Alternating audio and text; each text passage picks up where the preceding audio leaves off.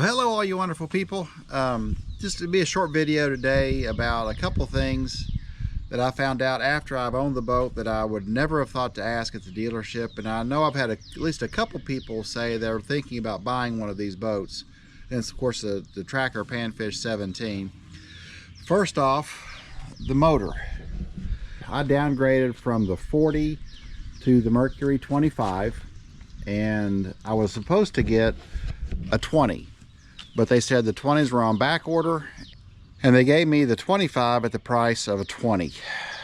What I didn't know is that this motor was manufactured in 2022. So this motor, and it is now 2026, is basically 4 years out of manufacturing, and it's just now being used. Now I still have full warranty on it, all those kind of things. But here's the kicker.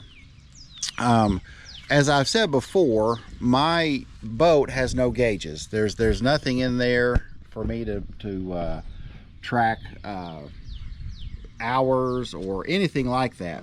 And they do make a module that is just plug and play. You plug it into the motor, and it's a Bluetooth communicating module that communicates to your iPhone, or to your cell phone, I guess. And it will allow you to look at the health of your motor, all those kind of things, the hours on your motor. Well, it doesn't work on older motors. So guess what?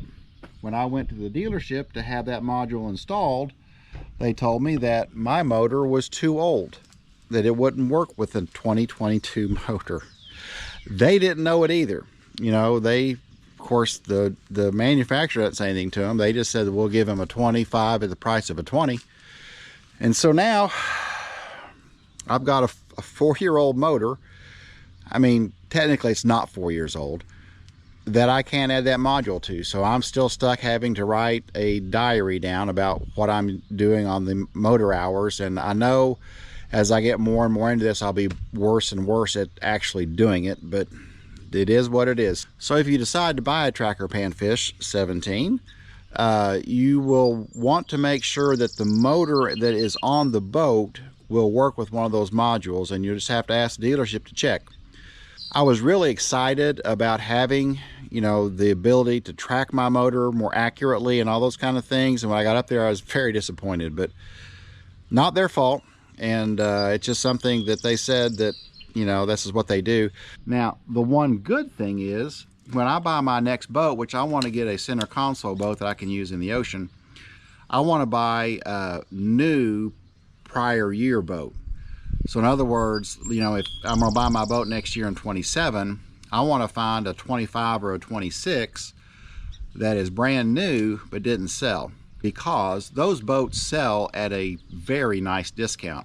The boat I want to get is around $70,000, I think, something like that. But I saw one just last week in Wilmington for $44,000 because it was a new prior year boat and they got to get rid of it. So having had this motor, which works great, knowing that it is already 4 years old and it is manufactured and sat in a warehouse just like these boats are going to be manufactured and sitting on the lot, makes me think, okay, I feel a lot better about doing that now. Not the outcome I wanted, but at least I learned something about the manufacturing of boats that I never would have known. So again, just make sure you check with the dealership. If you buy one of these boats and you want to have the ability to add that module, that module will work with your motor. Now, number two, and I found this out the hard way, when I used my live well a trip or two ago, I noticed toward the end of the day that it wasn't sucking in water. It was struggling. It was like it was in an airlock or something. And so I'm gonna go down, let me bend down here real quick. This is the intake for the live well. And you'll notice it's got threads on it, like a hose or a nut or a screw, whatever. It's got threads right there. I never thought to ask about that. Lordy have mercy, probably went up my nose hole. I never thought to ask about that, but when I took the boat up there, because I was having an issue, I thought I was having an issue with the trolling motor, which I wasn't. I asked the guy if he could look at my live well and the aerator and stuff, because it wasn't working correctly. Well, first thing he did is said, oh, we didn't put a screen on. So there is a part, let me make sure y'all can see this. I mean, it's so sunny today. There is a screen, and it's threaded right here, that basically screws over this inlet valve.